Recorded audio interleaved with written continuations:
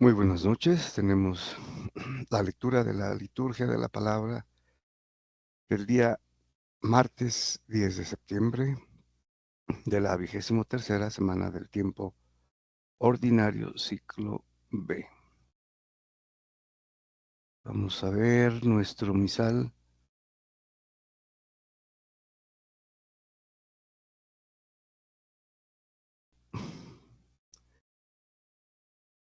Ya lo tenemos.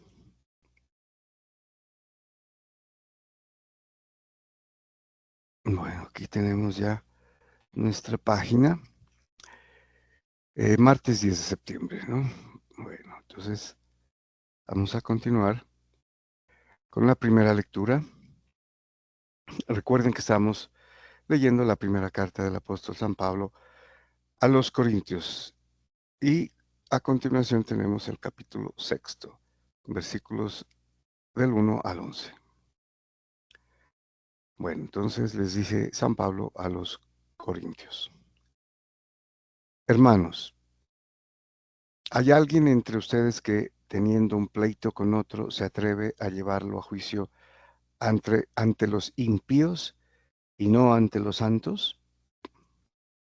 Bueno, esta es la tercera reprimenda, ¿no?, que les da San Pablo a los Corintios. Ya primero fue la división, preferencias o partidismos, ¿no?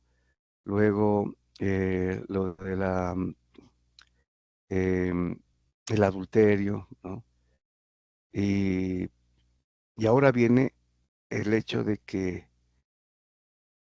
los cristianos están llevando a juicio a sus propios hermanos ante los gentiles, ¿no? Ante los paganos. Entonces, esto escandaliza a San Pablo. Por eso dice: ¿hay alguien entre ustedes que, teniendo un pleito con otro, se atreve a llevarlo a juicio ante los impíos y no ante a los santos? Y no ante los santos. Los santos aquí se podría traducir también como los piadosos, los misericordiosos, ¿no? Que son los cristianos, ¿no? Ellos se tratan así, ante los santos. ¿Han olvidado que los santos juzgarán el universo? Pues si ustedes van a juzgar al mundo, ¿no estarán a la altura de juzgar minucias? ¿No? Entonces, claro, qué contrariedad que ve San Pablo, ¿no? Sí, los cristianos al final juzgarán, ¿no?, al mundo, inclusive a los ángeles. Eh, Sin embargo, llevan a juicio a los hermanos ante paganos, ¿no? Tamaña contradicción. Continúa entonces San Pablo: recuerden que juzgaremos a ángeles, cuanto más asuntos de la vida ordinaria. De manera que para juzgar los asuntos ordinarios dan jurisdicción a gente que en la iglesia no cuenta. ¿No les da vergüenza? ¿Es que no hay entre ustedes ningún entendido que sea capaz de arbitrar entre dos hermanos? No, Señor. Un hermano tiene que estar en pleito con otro y además entre gentiles. Claro, la ironía, ¿no? Aquí lo expresa. No, Señor, dice, un hermano tiene que estar en pleito con otro y además entre gentiles, ser juzgado entre gentiles. Desde cualquier punto de vista ya es un fallo que haya pleitos entre ustedes. ¿No estaría mejor sufrir la injusticia? ¿No estaría mejor dejarse robar? Entre ellos, quiere decir, ¿no?, entre los cristianos, pues, para dar de qué hablar, ¿no?, a los gentiles, de que ellos, los mismos cristianos, van a que los juzguen los paganos, ¿no? En cambio, son ustedes los injustos y los ladrones. Y eso con hermanos de ustedes. ¿No saben que ningún malhechor heredará el reino de Dios? No se hagan ilusiones. Los inmorales, idólatras, adúlteros, lujuriosos, invertidos, ladrones, codiciosos, borrachos, difamadores o estafadores no heredarán el reino de Dios. Bueno, aquí hay un término, dice los invertidos, ¿no? Los homosexuales, diría allí, ¿no? En realidad en otras versiones, pero lo dice aquí un poquito, no sé si será eufemísticamente, ¿no? O pervertidos también, ¿no? Podría ser. Entonces, no heredarán el reino de Dios.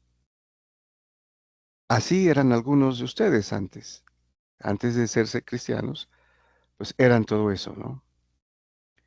Pero fueron lavados, santificados, justificados en el nombre del Señor Jesucristo y en el Espíritu de nuestro Dios.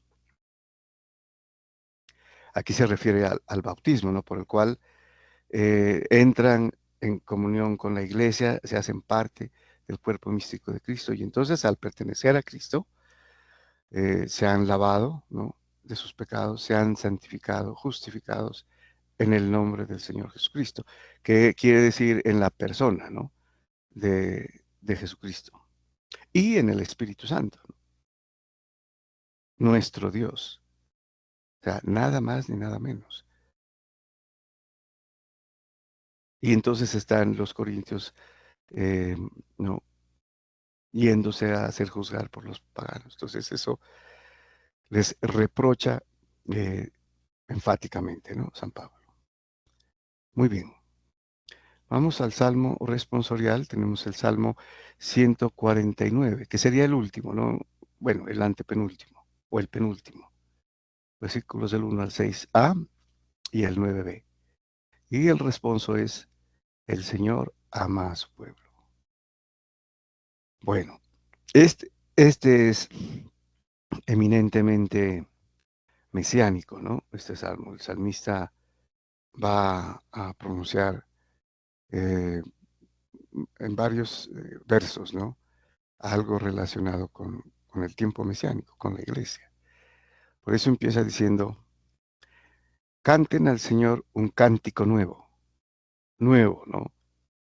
Ahí es interesante porque todos los salmos, el Salterio, los 150 salmos, son muchos cánticos, ¿no? Que se cantaban. Otros eran plegarias, otras lamentaciones, ¿sí? Otros alabanzas, pero un buen número son cantados, ¿no? Y, pero aquí dice un cántico nuevo. Entonces está adelantándose que va a haber un cántico nuevo, ¿no? Es el cántico nuevo en la Nueva Jerusalén, en la Jerusalén celestial, en eh, la esposa de Jesucristo, en la iglesia, ¿no? Resuene su alabanza en la asamblea de los fieles. Ya toca aquí a la reunión eucarística, ¿no? La misa. Que se alegre Israel por su creador, los hijos de Sión por su rey. Rey, Dios era rey, ¿no? Era considerado como rey, pero en el Nuevo Testamento sabemos que Cristo es el rey de reyes. Entonces aquí ya está mencionando también al rey. Alaben su nombre con danzas, cántenle con tambores y cítaras, porque el Señor ama a su pueblo y adorna con la victoria a los humildes. La victoria no es terrena, ¿no? La victoria que podría ser una batalla contra algún pueblo, ¿no? Aquí la victoria es precisamente la victoria final, ¿no? Que los fieles festejen su gloria y canten jubilosos en filas, con vítores a Dios en la boca. Es un honor para todos sus fieles. Ujú. Muy bien. Y terminamos con el Evangelio del martes, ¿no? Continuamos con el capítulo sexto de San Lucas, versículo 6, perdón, capítulo 6, versículos del 12 al 19. Veamos qué nos dice San Lucas. En aquellos días Jesús salió al monte a orar y pasó la noche orando a Dios. O sea, el Señor Jesús siempre se retiraba, ¿no? Solo. Algunas veces con sus discípulos, con algunos, por ejemplo, en el monte en el huerto de Getsemaní, ¿no? Que necesitaba ayuda para orar, para que le ayuden, para velar, ¿no? Pero pues los apóstoles se durmieron.